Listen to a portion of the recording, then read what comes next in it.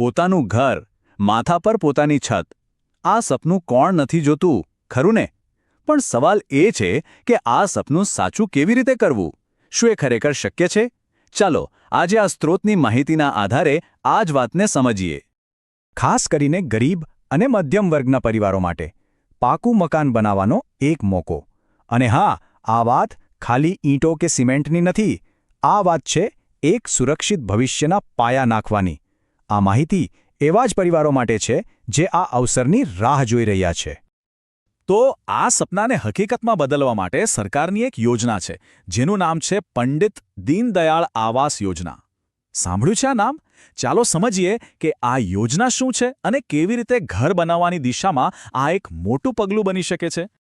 અને સૌથી પહેલા વાત કરીએ એ રકમની જે સીધી મદદરૂપ થઈ શકે છે. પૂરા 1,70,000 રૂપિયા. જી હા, આ યોજનામાં મહત્તમ આટલી આર્થિક સહાય મળી શકે છે. વિચારો, આટલી રકમ ઘરના પાયા નાખવા માટે કેટલો મોટો આધાર બની શકે છે, નહીં? પણ સવાલ એ થાય કે આ સરકારી મદદ મળે કેવી રીતે? શું છે એની પ્રોસેસ? કઈ શરતો છે? આ બધું સમજવું ખૂબ જ જરૂરી છે. તો ચાલો એની જ વિગતોમાં ઉતરીએ. એકદમ સરળ ભાષામાં સમજીએ તો આ પંડિત દીનદયાળ આવાસ યોજના છે શું? તો જુઓ, આ ગુજરાત સરકારનો એક પ્રોગ્રામ છે. અને એનો મુખ્ય હેતુ બસ એટલો જ છે કે જે પરિવારો પાકું ઘર બનાવવા માંગે છે એમને આર્થિક રીતે મદદ કરવી. સિમ્પલ. ઓકે, તો હવે સૌથી મોટો સવાલ, આ યોજનાનો લાભ કોને મળી શકે? મતલબ કોણ કોણ આના માટે અરજી કરી શકે છે? ચાલો એની પાત્રતાના જે માપદંડ છે એને બરાબર સમજી લઈએ. તો જો, પહેલી શરત એ છે કે જેમની પાસે પોતાનો ખાલી પ્લોટ હોય એ લોકો અરજી કરી શકે છે. અથવા જે લોકો અત્યારે કાચા મકાનમાં એટલે કે ગારમાટીના ઘરમાં રહેતા હોય અને એની જગ્યાએ પાક્કું મકાન બનાવવા માંગતા હોય એ પણ આના માટે યોગ્ય છે. અને હા, સૌથી સારી વાત એ છે કે આ યોજના ગામડા અને શહેર બંને વિસ્તારોના જરૂરિયાતમંદ પરિવારો માટે છે. ચાલો માની લઈએ કે કોઈ પાત્રતા ધરાવે છે. તો પછી આગળ શું? આગળ આવે છે ડોક્યુમેન્ટ્સનું કામ. કયા કયા કાગળો જોઈશે? આપણે એક ચેકલિસ્ટ જેવું બનાવી લઈએ, જેથી અરજી કરવાની પ્રોસેસ એકદમ સહેલી થઈ જાય. સૌથી પહેલાં તો અમુક બેઝિક ડોક્યુમેન્ટ્સ જોઈશે, જેમ કે ઓળખ માટે આધાર કાર્ડ, ચૂંટણી કાર્ડ અને રેશન કાર્ડ. બરાબર.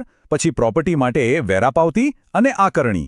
અને હા, અરજદારની આર્થિક સ્થિતિ માટે આવકનો દાખલો અને જાતિનો દાખલો પણ જોઈશે. લિવિંગ સર્ટિફિકેટ પણ સાથે રાખવું. આટલું થયા પછી થોડા બીજા ડોક્યુમેન્ટ્સ પણ છે. સૌથી અગત્યનું છે બેંક પાસબુકની કોપી, કેમ કે પૈસા સીધા એ જ ખાતામાં આવશે.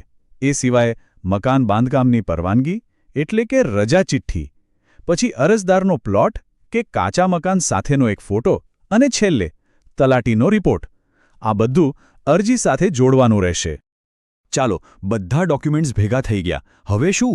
હવે ફાઇનલ સ્ટેપ કે આ અરજી કરવાની ક્યાં અને કેવી રીતે? આ સૌથી અગત્યનું પગલું છે. તો ચાલો એને પણ સમજી લઈએ. અરજી કરવાની પ્રોસેસ તો એકદમ સીધી અને સિમ્પલ છે. ખાલી 3 સ્ટેપ્સ છે. સ્ટેપ 1, આપણે જે ડોક્યુમેન્ટ્સની વાત કરી એ બધા ભેગા કરી લો. સ્ટેપ 2, ઘરની આસપાસ જે પણ ઓનલાઈન સેવા કેન્દ્ર હોય ત્યાં જાઓ. અને સ્ટેપ 3, ત્યાં જે ઓપરેટર હોય એમની મદદથી ફોર્મ ભરી દો. બસ કામ પૂરું. અને